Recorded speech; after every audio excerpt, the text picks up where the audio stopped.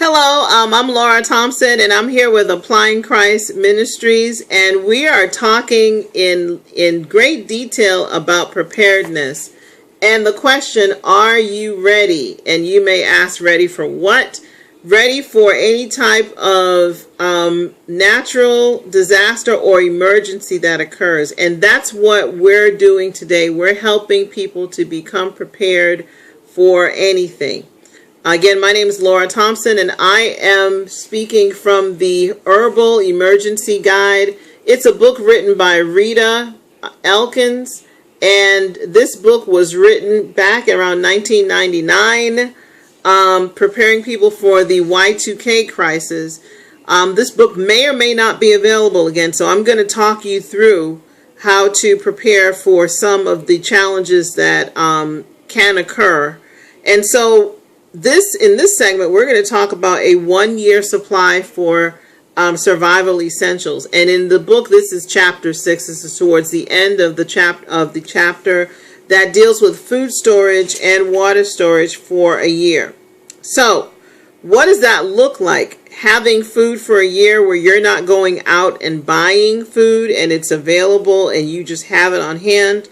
That's probably unheard of for some people, but perhaps back in the day when people didn't necessarily have it to go to grocery stores, this was a normal thing. So let's talk about what needs to happen today. And according to, I'm reading directly from the book at this point, the truth is that there is no way to predict how long food shortages would last in the event of certain disaster. Moreover, the probability of interstate trucking strikes, for example, recessions, and even loss of income certainly warrant having a good backup of food. So let's talk about what the food supply should look like for a year. First, you want to choose things that you normally have to eat. And so here's some basic food storage tips. You're going to store a variety of foods that your family are used to eating.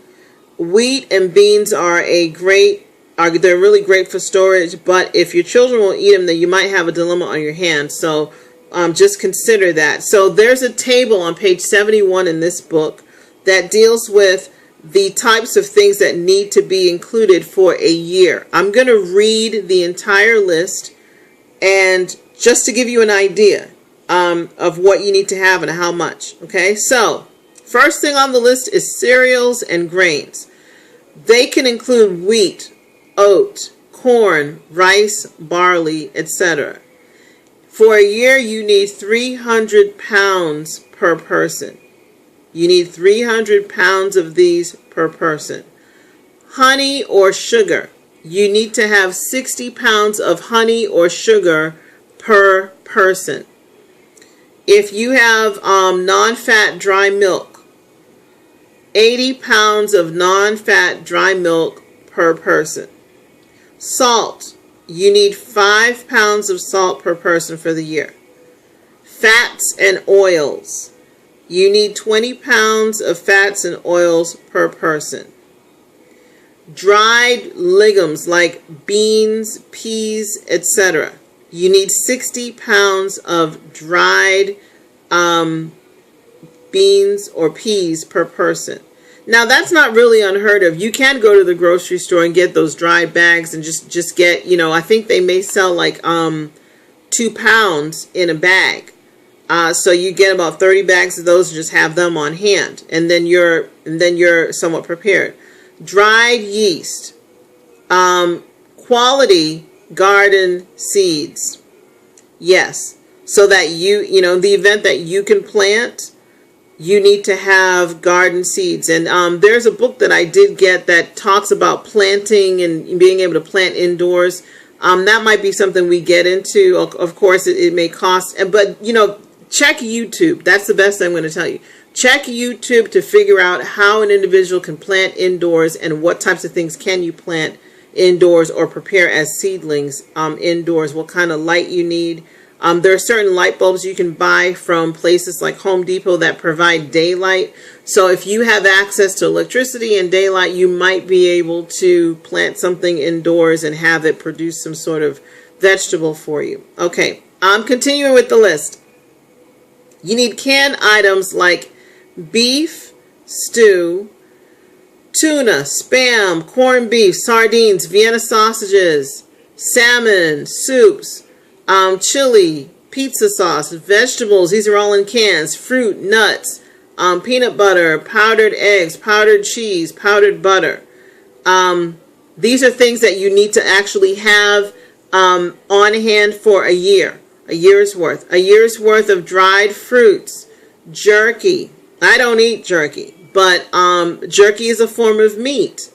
Okay, there's noodles, there's pastas, there's macaroni and cheese, there's dried onions, there's biscuit mix, cake mixes, crackers, jello, pudding mixes, there's popcorn, hard candies, chocolate drink mix, pancake mixes, cereals that are hot and cold, beverage powders, baking soda, baking powder. These are must-haves.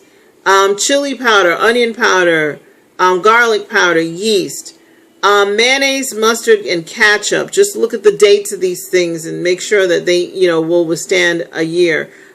Pickles, cocoa, beef and chicken bouillon granules. And we talked about bouillons before. If you don't know what a bouillon is, it's the thing that you put in hot water that makes the broth for beef or chicken or vegetable soup. Okay? So let's talk about the shelf life of these things. So within 6 months, you have to use your powdered milk, your dried fruit that should be in metal containers, your dry, crisp crackers that should be in metal containers, and any form of potatoes. Those things have to be used within 6 months. The things that have to be used within a year, you have to use condensed meats and vegetable soups, canned fruits, fruit juices, and vegetables. Those have to be used within a year. Ready-to-eat cereals and uncooked instant cereals, they need to be used within a year.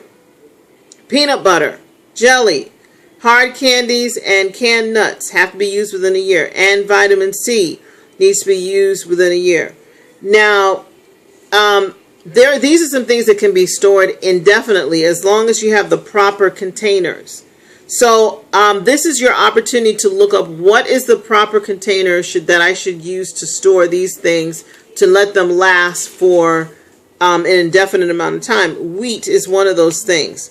Vegetable oil, that's one of those things that you can store indefinitely if you have the right container. Dried corn, baking powder, soybeans, instant coffee and cocoa and tea, salt, non-carbonated drinks, white rice, bouillon products, dried pasta, and powdered milk. Those are things that can be stored indefinitely if you have the right storage containers. Okay? Now, as far as water purification and storage, you need to keep a 2 to 3 week supply of water. 1 gallon of safe drinking water per person per day in moderate weather. 1 gallon per person per day is also recommended for washing. Water can be stored in designated plastic storage tanks or in 2-liter soda pop containers, Mylar bags, glass jugs, and picnic jugs. Store your water in thoroughly washed plastic, glass, or fiberglass or enamel-lined metal containers. Never use a container that has held toxic substances. Plastic containers such as soft drink bottles are the best. You can also purchase food-grade plastic buckets or drums. Seal water containers tightly. Label them and store them in a cool and dry place and rotate the water every 6 months. Okay, and there are 3 ways to purify water. The first way is boiling. You got to boil for 3 to 5 minutes. Boiled water will taste better if you put oxygen back into it and then pour it back and forth into two clean containers. So boiling 3 to 5 minutes, that's one. The next way is disinfecting, and you disinfect it with liquid bleach. And so we talked about the 8 drops of bleach If you're going to be using it for cleaning, you need to add 16 drops of bleach per gallon of water. Okay? If you can smell a slight odor, then repeat the dosage and let it stand for another 15 minutes. You can sanitize water with bleach as follows. You use 1/2 teaspoon per 5 gallons of water if clear, and 1 teaspoon per 5 gallons of water if cloudy. So if the water is clear, you use 1/2 teaspoon per 5 gallons. If the water is cloudy, you use 1 teaspoon per 5 gallons. And this is to sanitize water with bleach. Many of you, if you go swimming, you see the people that are working in the pools. They're cleaning the pools. They're using bleach in order to make that happen. It's almost the same process when you're trying to purify water. All right, let's talk about distillation. This is the third way to purify water. Distillation involves boiling water, then collecting the vapor that condenses back to water. While boiling and disinfecting will kill most microbes in water, distillation can also get rid of the resistant heavy metals. So that's why you want to distill. You want to distill to get rid of heavy metals. Now, there are water purification and filtering systems that are available that automatically do this. So this is just something to bear in mind. For a year, make sure you have enough clothing and blankets and sleeping bags for each member of the family. That means you need to have adequate coats, boots, gloves, and bedding. And you might consider going to a thrift store to just have some extra things on hand. Fuel storage, and there are several possibilities for fuel. You got your Coleman fuel, which I mentioned a couple of times. You have propane tanks. There's butane and there's charcoal. There's kerosene and gasoline. Just figure out what things you're using and where.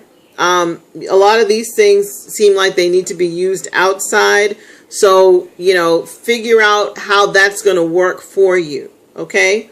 Finally, within this 1-year plan, there is a car emergency kit, and that's at the end of chapter 6. There is a table in this chapter that deals with car emergency kits and things that need to be in the back of your car. And so I'm going to read this list so that you make sure that you have these things in your car. And this is separate from what you have in your house. So you may hear some things that I've read that should be in the house, but that doesn't mean you take them from the house and you bring it in the car. No, you need to have something separate inside your car. And it includes battery-operated radios and batteries, flashlights and extra batteries. You need to have a blanket. You need to have booster cables. You need to have a fire extinguisher, a first aid kit and a manual, bottled water, non-perishable high-energy foods, which includes bars, raisins, peanuts, etc., a map, shovels, tire repair kit or a pump, flares if you have to use them, a jack and a lug wrench, a spare tire, a shovel, battery cables, oil. There's a product called Fix-A-Flat. You can find that at, I think, in the auto section of Walmart as well as in many of these auto stores. Fix-A-Flat.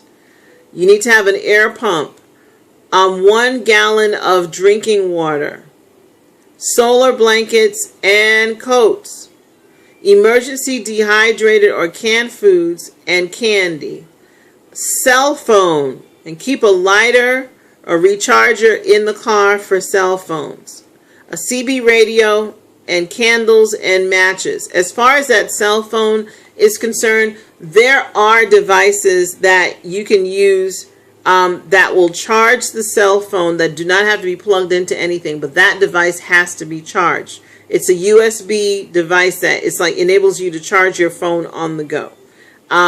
So for more information, we're going to talk a little bit more about the different types of emergencies and disasters that can occur. But I'm leaving you in this segment with the question, are you ready? If you're not, you still have some time to get ready, and you still have some time to get these things together. Again, my name is Laura Thompson. I'm with Applying Christ Ministries, and we're talking about preparedness. You can be prepared at any time. You don't have to wait until September to start getting prepared. You can prepare yourself over time, and just be ready.